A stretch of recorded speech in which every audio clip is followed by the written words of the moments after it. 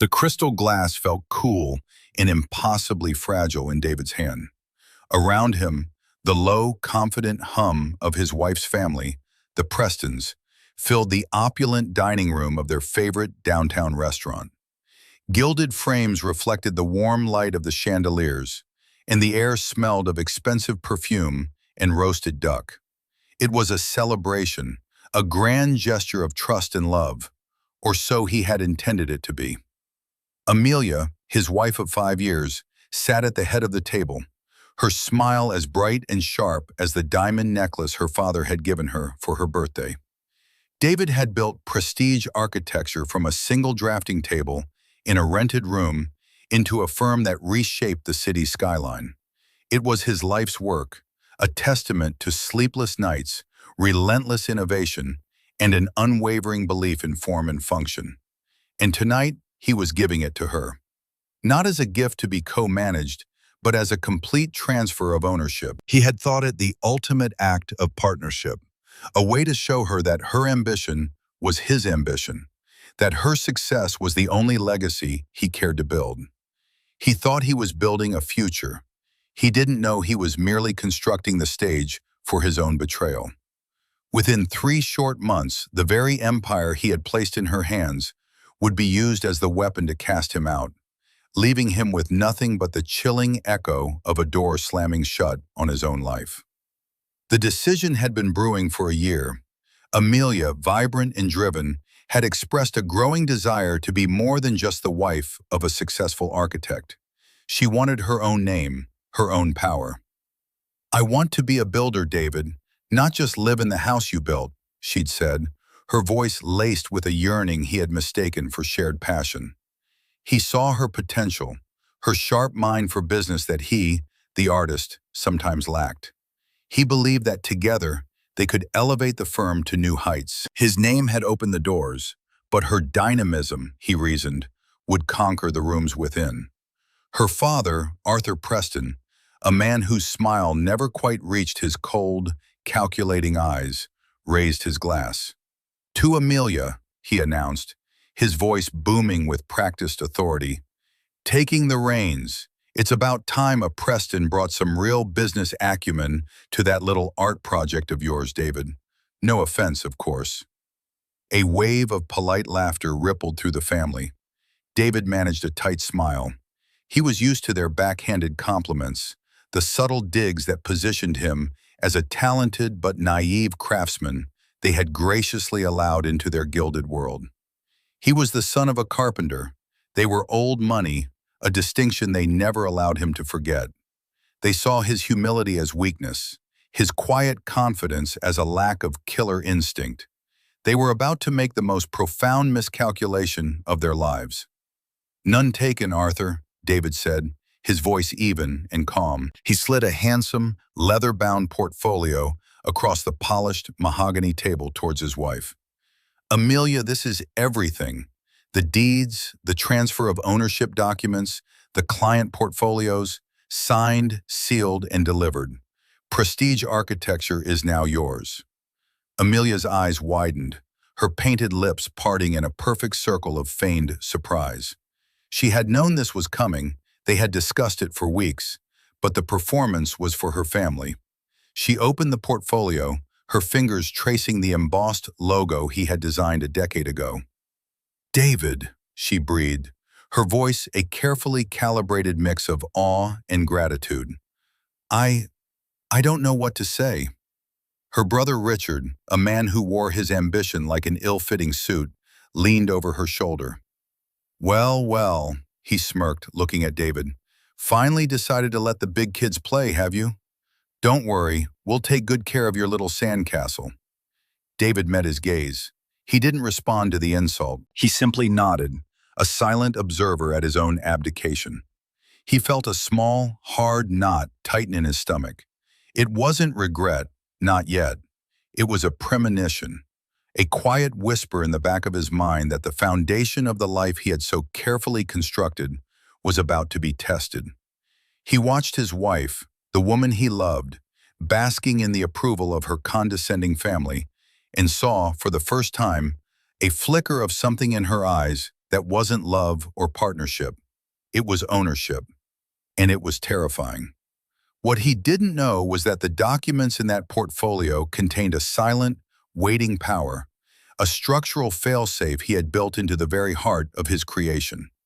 The Prestons thought they were seizing a kingdom, but they had no idea who truly held the master key.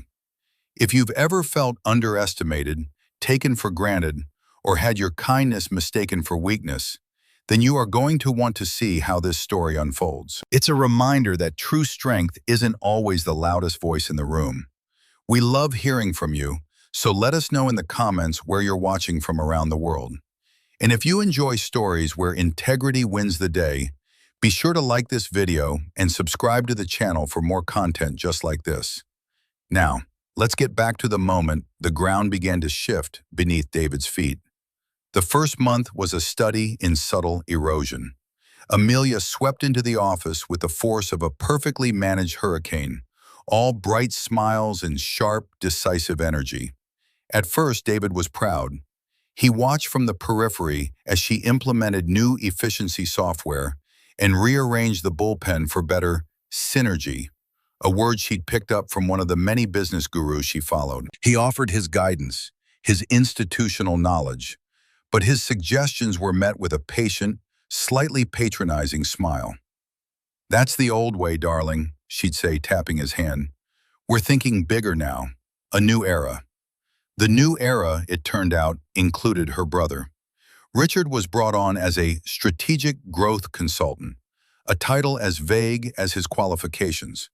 He roamed the halls with a Bluetooth earpiece permanently affixed, speaking in loud, important-sounding jargon that left the firm's seasoned architects, people David had mentored for years, baffled and resentful. Richard's primary strategy seemed to be questioning every decision David had ever made.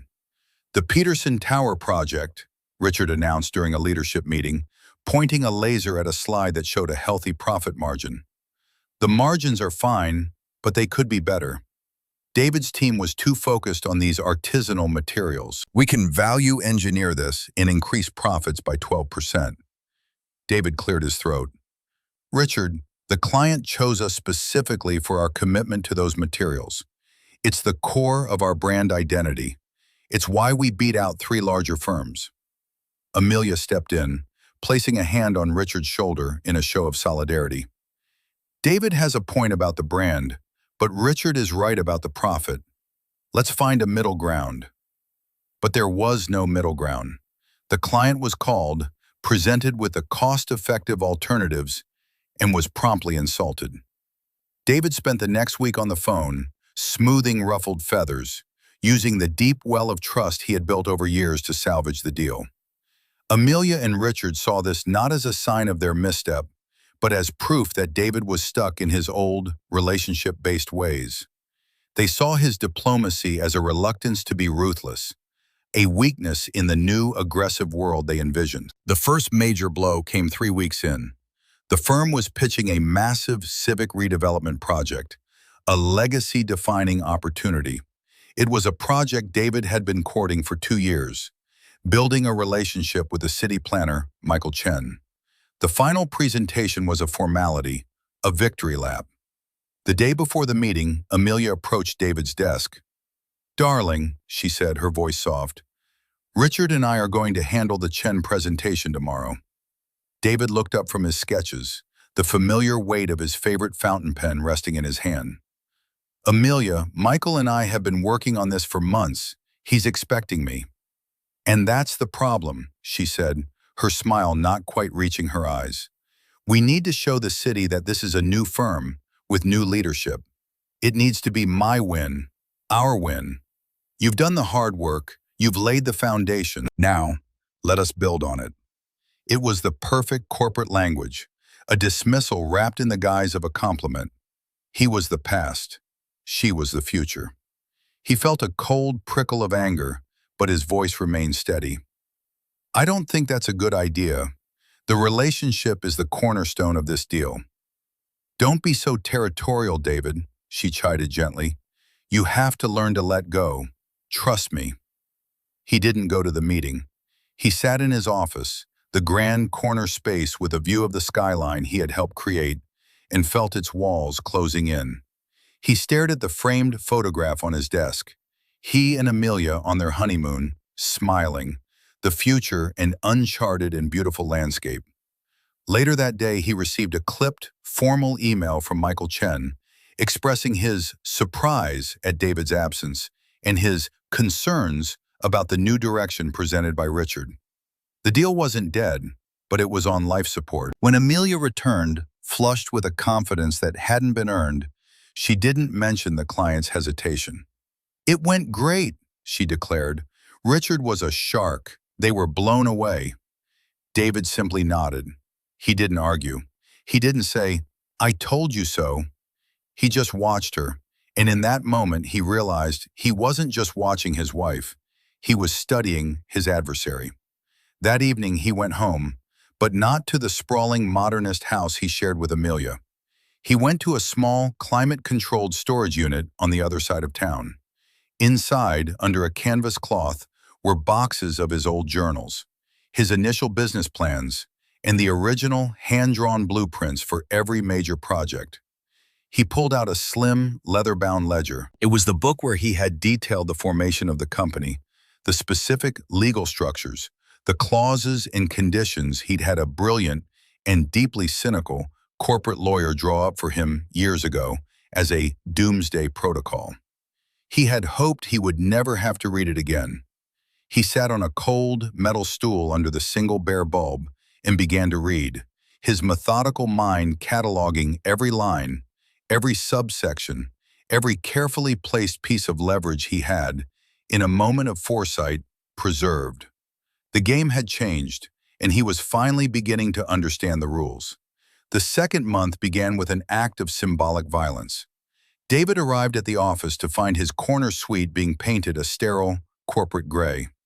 His custom-built oak desk, a piece he had designed himself, was gone, replaced by a glass and chrome table that looked better suited for a surgical theater. His personal effects, the architectural models, the industry awards, the photo of him and Amelia, were packed neatly in a cardboard box on the floor. A young assistant, looking uncomfortable, handed him a memo. "Miss Preston asked me to give you this," she mumbled, avoiding his eyes.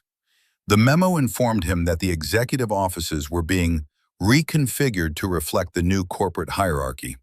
He had been reassigned to a smaller office down the hall, one of the interior spaces with no windows, usually reserved for junior associates. The corner suite, the memo cheerily explained, would become the new Preston Innovation Hub, a collaborative space for Amelia and Richard. He walked to his new office. It was a sterile cube, smelling of fresh paint and corporate indifference. He placed the box on the floor, not bothering to unpack it. He sat in the cheap, ergonomic chair and looked at the blank walls. This was not about efficiency. It was about diminishment. Every day, Amelia and her family found a new way to shrink him, to reduce the architect of a celebrated firm to a relic, a ghost haunting the hallways of his own creation. He was systematically removed from client-facing roles. His projects were handed off to other partners with the explanation that David was now serving in a senior advisory capacity, a euphemism for being put out to pasture. During team meetings, if he offered an opinion, Richard would cut him off with a dismissive, "Thanks, David, we'll take that under advisement," before moving on, leaving David's words hanging in the air, unheard. The humiliation was a slow, steady drip, designed to erode his confidence and force him into a quiet, dignified retreat. They wanted him to quit, to pack up his box of memories and fade away, leaving them with the keys to the kingdom, free and clear. But David wasn't built that way. His father, a man who worked with his hands his entire life, had taught him that the strongest structures were built to withstand immense pressure, to bend without breaking. So David endured.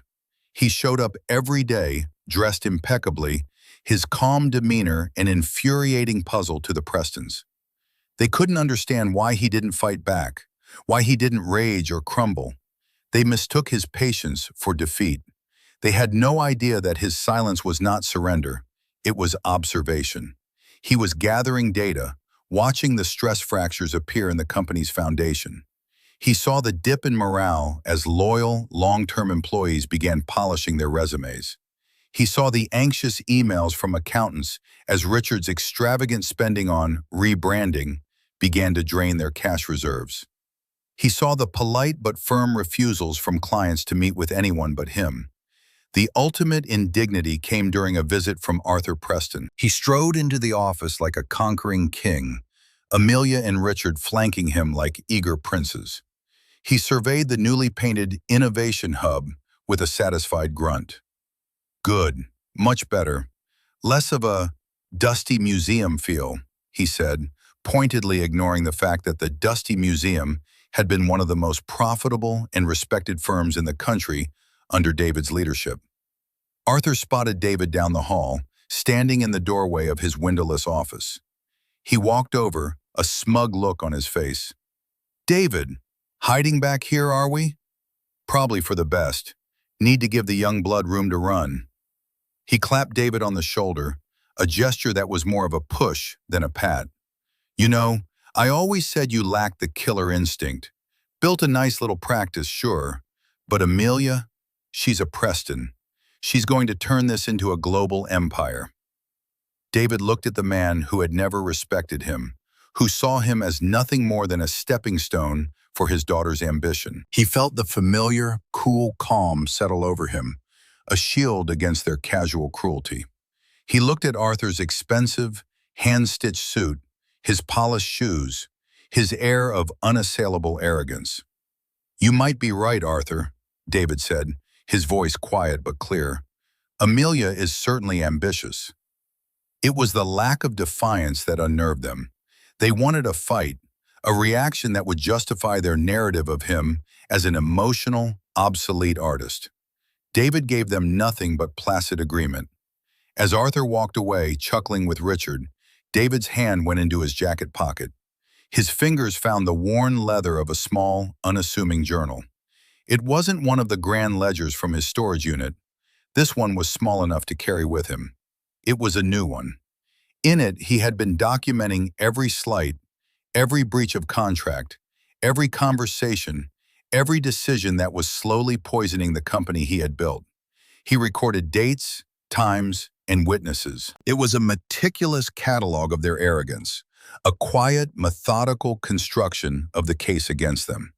They thought they were erasing him, but they were only providing him with the raw materials for their own undoing. The third month began with a distinct smell of panic masked by cheap cologne. The rebranding from Prestige Architecture to Preston Designs was complete. The sleek, minimalist logo David had created was replaced by a gaudy, gold-embossed P that looked more suited to a casino than a high-end architectural firm. The move had cost a small fortune, and worse, it had alienated their established client base, who saw it as a sign of crass commercialism. The Peterson Tower project, once a guaranteed success, was now hanging by a thread. The client, a shrewd and principled developer named Sarah Jenkins, had finally lost her patience with Richard's arrogant attempts to value engineer the soul out of the building. She sent a formal letter, an email that ricocheted through the office's executive suite with the force of a wrecking ball. The letter stated that unless the project reverted to the original material specifications and David was reinstated as the lead architect, they would be invoking the exit clause in their contract. Amelia summoned David to the Innovation Hub. She and Richard were standing over the chrome table, the letter displayed on a large monitor like a piece of damning evidence. The air was thick with a tension that was almost palpable. "What did you do?" Amelia demanded, her voice sharp and accusatory. There was no "darling" this time. David looked at the letter, then at her. "I did nothing. You received a letter from a client who is unhappy with the direction you've taken."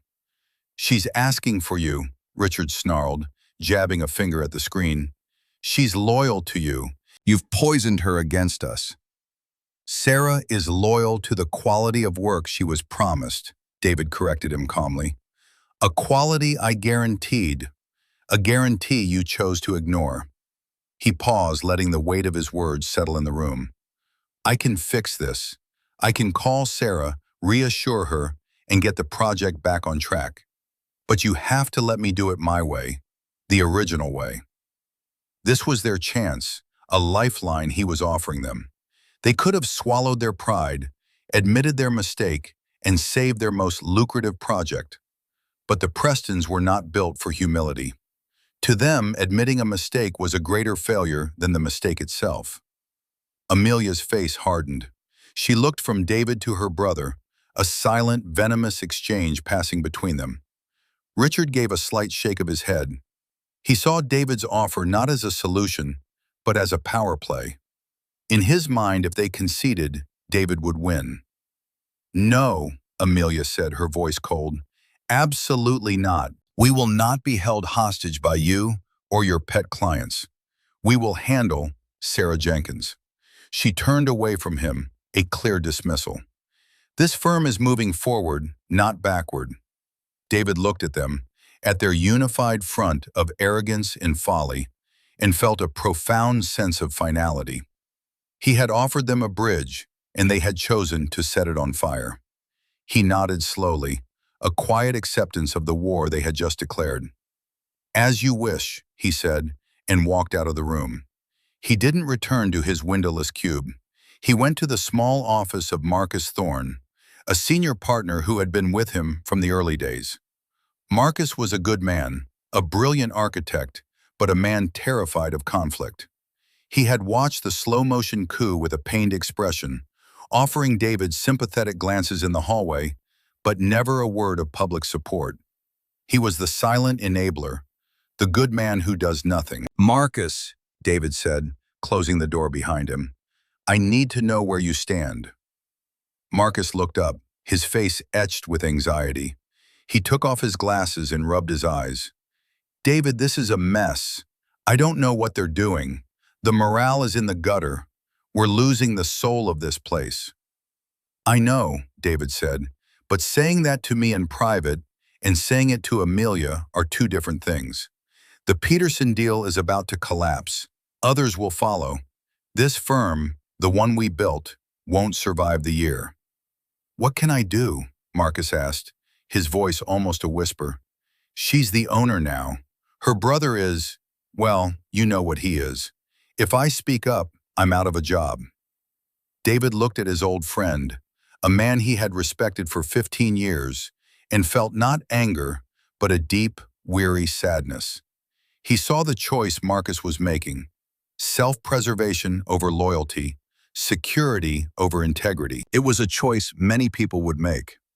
I understand, David said, and the quiet finality in his tone was more damning than any accusation. I just wanted to give you the chance to stand on the right side of things. He left Marcus's office and walked through the firm he had created. He saw the anxious faces of the employees, the people who had trusted him, who had poured their creative lives into this place. He knew what was coming. Amelia and Richard, backed into a corner by their own incompetence, would need a scapegoat. They needed a villain to blame for the impending failure, and they had already chosen him. That evening, David didn't go to his storage unit. He went to a quiet, wood-paneled office in the financial district. The name on the door was Eleanor Vance, Esquire. She was the cynical, brilliant lawyer who had helped him structure the company years ago. She was sharp, pragmatic, and utterly ruthless when it came to contracts. I thought I might be hearing from you, she said, gesturing for him to sit. She had a file already open on her desk. It was his. It's time, David said simply. Eleanor leaned back in her chair, a thin, knowing smile on her face. The Doomsday Protocol, as I recall. I always did like that name. Are you sure? This is the final move. There's no going back. David thought of the contempt in Amelia's eyes, the sneer on Richard's face, the fear in Marcus's. He thought of the company he loved being dismantled by fools. I'm sure, he said. His voice was devoid of emotion. It was the voice of a man who had made his peace with the battle to come. They've left me no other choice. The summons came, as he knew it would, on a Friday afternoon. The end of the week, a classic corporate move designed to minimize disruption. Amelia's assistant delivered the message with downcast eyes. Ms. Preston would like to see you in the main conference room. David had been expecting it all day. He hadn't been working. He had spent the morning in his small, sterile office, methodically sorting through the few personal items he had left. He placed his favorite fountain pen in its case, tucked the small leather journal into his inner jacket pocket, and wiped his laptop's hard drive. It was a process of quiet severance, a final untangling of his life from the physical space of the firm. He walked down the long hallway, his footsteps echoing in the tense silence that had fallen over the office. Heads popped up over cubicle walls, eyes following him with a mixture of pity and morbid curiosity. They all knew. The rumors had been circulating for days.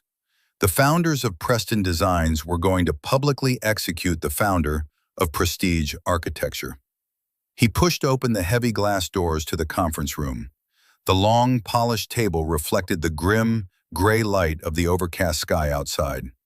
Amelia sat at the head of the table, flanked by Richard and their father, Arthur. They had assembled a tribunal.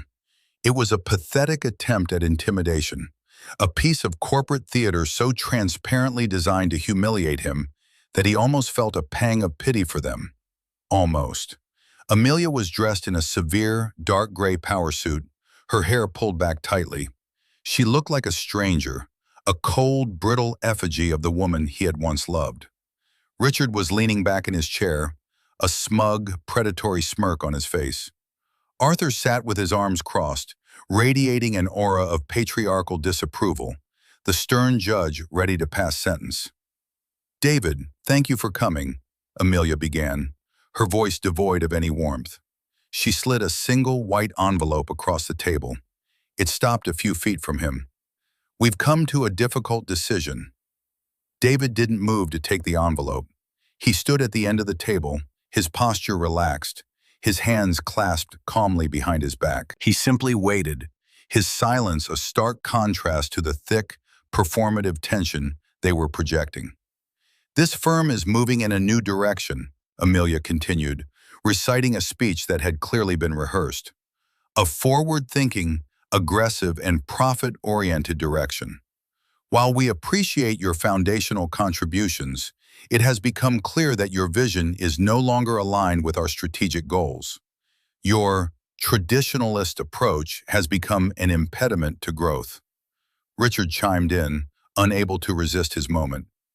"We need innovators, David, not relics. The market has changed. You haven't. You've been holding us back." David's eyes remained fixed on Amelia. He didn't so much as glance at her brother. He was cutting him out of the conversation, rendering him irrelevant. "So," Amelia said, her voice gaining a hard, clinical edge, "effective immediately, we are terminating your employment. The documents in that envelope detail your severance package, which, given that you are a non-essential employee with no ownership stake, is quite generous, I think." The words were designed to be the final, killing blows. Non-essential employee, no ownership stake, the ultimate erasure of his identity, of the fact that every brick and beam of this company had been laid by his own hands, his own mind. They expected him to argue, to plead, to express outrage or despair. They wanted him to give them the satisfaction of a dramatic, emotional collapse. David did none of those things. He let the silence stretch, filling the room with an uncomfortable weight that was entirely of his own making. He watched the confidence flicker in Amelia's eyes, replaced by a flicker of uncertainty. His calm was not the reaction she had prepared for. Finally, he spoke. His voice was not loud, but it commanded the absolute attention of the room. "I see," he said. He took a slow step forward, walked to the table, and placed his own briefcase upon it. He didn't touch her envelope. He clicked open the latches on his case with two sharp, definitive sounds. "You seem to be operating under a number of grave misconceptions," he said, his tone shifting from passive observation to quiet, unassailable authority. "Let's correct them, shall we?" He reached into the briefcase and pulled out not a single envelope, but a thick, bound document. He placed it on the table with a soft, final thud. It was a copy of the original corporate charter, the one he and Eleanor Vance had drafted all those years ago. "First," he said, looking directly at Amelia, his gaze unwavering, "you are correct. I have no ownership stake in the physical assets of this company. The building, the furniture, the computers, I signed all of that over to you. Congratulations on your acquisition of some very nice office equipment." A confused frown creased Amelia's brow. Richard leaned forward, his smirk gone, replaced by a look of wary confusion. "However," David continued, his voice as sharp and precise as a surgeon's scalpel, "you seem to have missed the rather crucial distinction between the company's physical assets and its intellectual property. You own the shell, Amelia, but the soul still belongs to me." He opened the document and turned it around for them to see. He pointed to a specific clause, highlighted in yellow. Clause 7, subsection B, the name Prestige Architecture, the associated logos, all project copyrights, patents on proprietary building techniques, and most importantly, the entire client list and their active contracts are not assets of the corporation.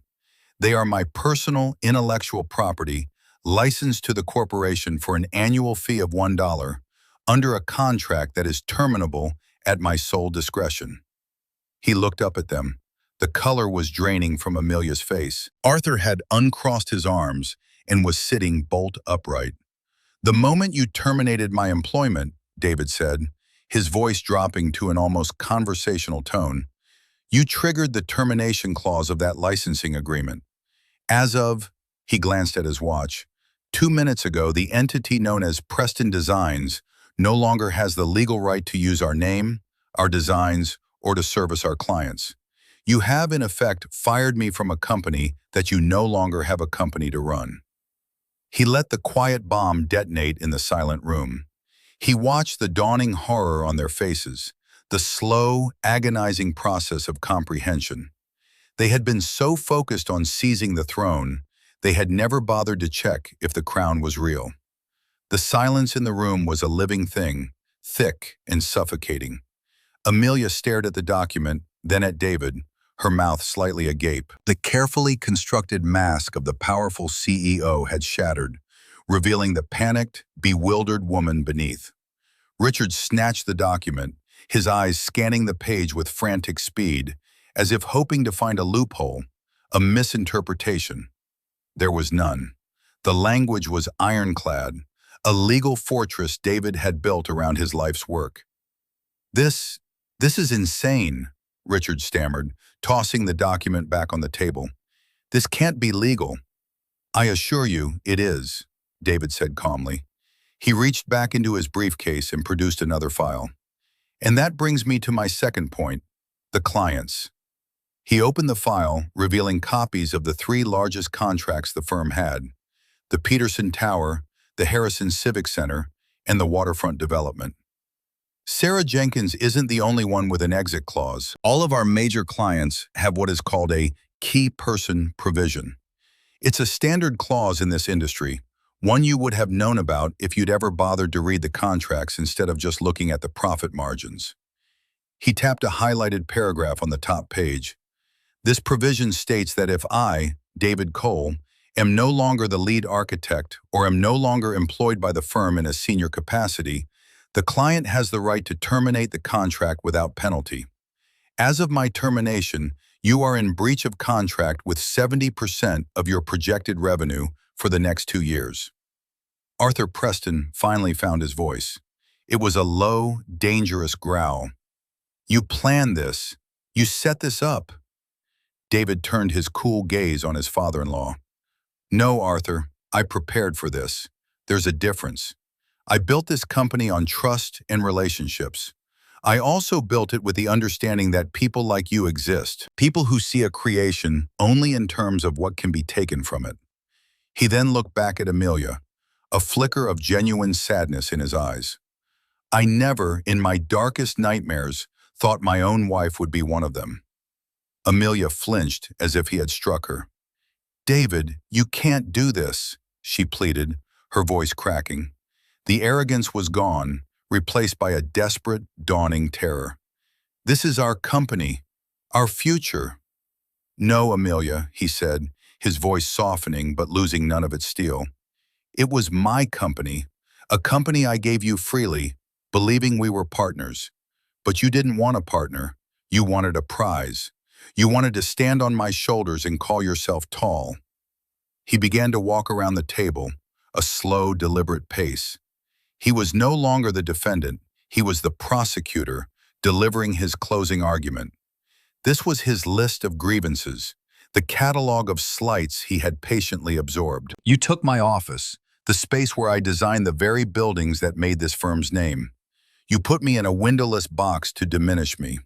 You brought in your brother, a man who knows nothing of architecture or integrity, and allowed him to poison the morale of my team. You dismissed my advice, ignored my warnings, and publicly belittled my contributions. You stood by and said nothing while your father mocked me in my own workplace. You tried to erase me from the history of my own company." He stopped directly in front of her, leaning his hands on the table. "You did all of this not because it was good for the business, but because it was good for your ego. You thought I was weak. You mistook my patience for passivity. You mistook my love for a lack of self-respect. And that was your fatal mistake." As if on cue, the conference room doors opened. Two people walked in. The first was Eleanor Vance, his lawyer, carrying her own briefcase, her expression radiating a kind of gleeful, professional lethality. The second was Sarah Jenkins, the client from the Peterson Tower project. She looked at the Prestons with undisguised contempt.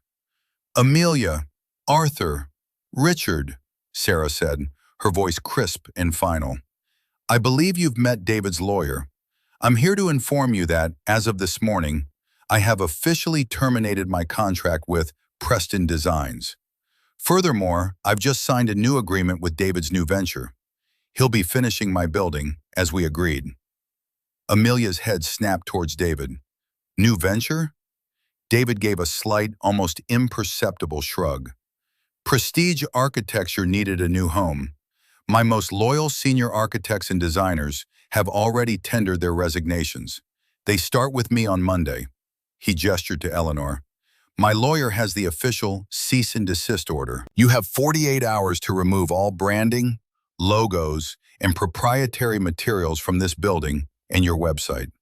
After that, we will begin legal proceedings for damages." The reversal was absolute. The tribunal had become the judged. The arrogant, condescending family who thought they were presiding over his execution were now trapped in the wreckage of their own hubris. Amelia stared at him, her eyes wide with a horrifying understanding. She hadn't just fired her husband, she had detonated her entire world. The immediate aftermath was a symphony of implosion. The moment David, Eleanor, and Sarah Jenkins walked out of the conference room, the carefully constructed facade of the Preston family shattered. Arthur began to bellow, his face turning a dangerous shade of crimson, accusing Richard of incompetence and Amelia of catastrophic foolishness. Richard, in turn, blamed Amelia for not controlling her husband, while Amelia simply sat there, a statue of shock, the echoes of David's words ringing in her ears. "You own the shell. The soul still belongs to me." News of the mass exodus of the senior design team spread through the office like wildfire. Within an hour, a dozen more employees, project managers, junior architects, and administrative staff who had been loyal to David quietly packed their desks and walked out. The silent enabler, Marcus Thorne, was left standing in the middle of a suddenly empty bullpen, his face a mask of pale, sickly regret. He had chosen security, and in doing so had tied himself to a sinking ship. He approached Amelia later that day, offering his belated support, but she looked at him with hollow eyes, seeing him for what he was, a man who had failed to act when it mattered. His career at what was left of the firm was over, though he didn't know it yet. The next 48 hours were a frantic, humiliating scramble. Under the stern, watchful eye of Eleanor Vance's legal team, the gaudy Preston design signs were pried off the walls. The website was taken down, and every computer was wiped of any proprietary architectural files. The firm was stripped bare, reduced to its physical components, a building lease they could no longer afford, and a collection of expensive furniture. The name Preston Designs was now synonymous with failure, a laughingstock in the city's tight-knit architectural community. The financial fallout was swift and brutal. With their top 3 contracts gone, representing the vast majority of their income, the company was insolvent. Arthur Preston, in a desperate bid to save face and avoid a catastrophic loss on his investment, was forced to pour his own money into the dying company just to cover payroll and severance for the employees who were being laid off. The empire he had boasted about was nothing more than a black hole of debt. A week later, Amelia called David. He was in his new office space, a bright, airy loft downtown that was buzzing with the creative energy of his reassembled team. He almost didn't answer, but some lingering ember of the man he used to be, the husband who had once loved her, compelled him to pick up. Her voice was almost unrecognizable. The sharp, confident cadence was gone, replaced by a fragile, broken whisper. "David, can we talk?" They met at a small, neutral coffee shop, a place with no memories attached. She looked terrible. The impeccable styling was gone. She was pale, her eyes were red-rimmed, and she wore no makeup. She looked smaller, diminished, as if the weight of her failure was physically compressing her. "I'm sorry," she began, the words sounding foreign and clumsy on her tongue. "What I did, what we did, it was wrong. I was arrogant. I let my father and my brother, I let them convince me that I needed to be ruthless to be successful." David listened, his expression unreadable. He sipped his coffee and said nothing, allowing her the space to speak. "I see that now," she continued, tears welling in her eyes. "I see everything you did for me, for us. You gave me a kingdom, and I burned it to the ground because I was too proud to let you be king. Is there any way, David, is there any way we can fix this? Can you come back? We could rebuild it, together." It was the plea he had expected, a plea born not of genuine remorse for the hurt she had caused, but of a desperate desire to undo the consequences she was now facing. She wasn't apologizing for the betrayal, but for the fact that the betrayal had backfired. He finally spoke, his voice gentle but firm, carrying the weight of a painful, hard-won clarity. "No, Amelia, we can't." "Why?" she whispered, a tear tracing a path down her cheek. "I said I was sorry. I know I made a mistake." "This wasn't a mistake," David said, looking her directly in the eye. "A mistake is an accident. This was a choice. You made a series of choices, every single day for 3 months. You chose to disrespect me. You chose to humiliate me. You chose your family's greed over our partnership. You chose to believe I was weak and insignificant. The apology you're offering now is for the outcome, not for the intent. And that's not enough." He placed his cup down on the saucer with a soft click. "What you destroyed wasn't just a company.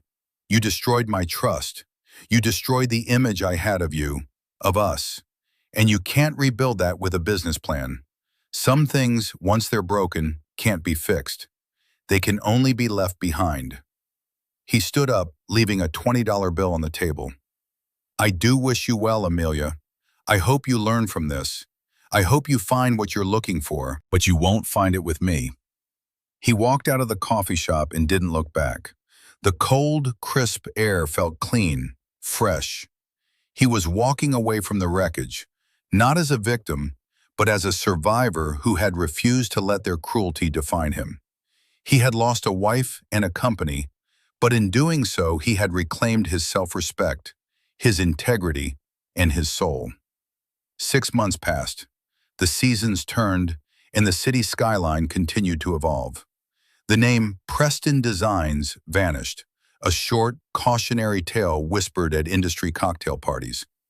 The Prestons were forced to sell the office building at a significant loss to cover their debts. Richard, having proven himself a spectacular failure, was sent to manage a remote, unglamorous division of his father's company in another state, a form of familial exile. Arthur Preston became a more subdued figure in the city's business circles, the bluster and arrogance replaced by a quiet, simmering bitterness. Amelia, David heard through mutual acquaintances, had left the city. She was trying to start over somewhere new, away from the shadow of her failure.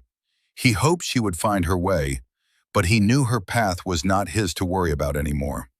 Their divorce had been quiet and swift, a clean, legal severance of a life that no longer existed. David's new firm, which he had simply and elegantly named the Cole Group, was thriving. Housed in the sunlit loft, his team was smaller, more focused, and more passionate than ever. The drama and toxicity of the Preston era were gone, replaced by a collaborative spirit of mutual respect.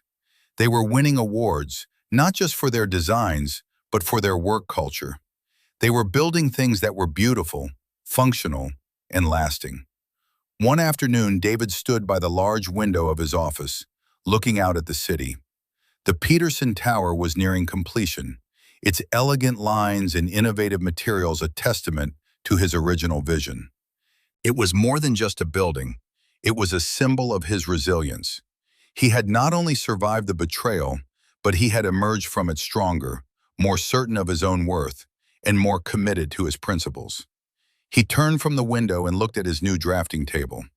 On it were the preliminary sketches for a new project, a community arts center for an underserved neighborhood. It wasn't the most profitable project they had ever taken on, but it was the one that excited him the most. It was a project with a soul. He picked up his favorite fountain pen, the one he had packed away on that final, fateful day at the old office. It felt perfectly balanced in his hand. He uncapped it and touched the nib to the paper, the ink flowing in a smooth, confident line. He was no longer just an architect of buildings. He was the architect of his own life, a life built on a foundation of integrity, patience, and the quiet, unshakable knowledge of his own value. He had learned that true power isn't about ownership or control. It's about creating something of worth and having the strength and wisdom to protect it, especially from those who are closest to you. The greatest structures aren't made of steel and glass, but of character, and his was at last unbreakable.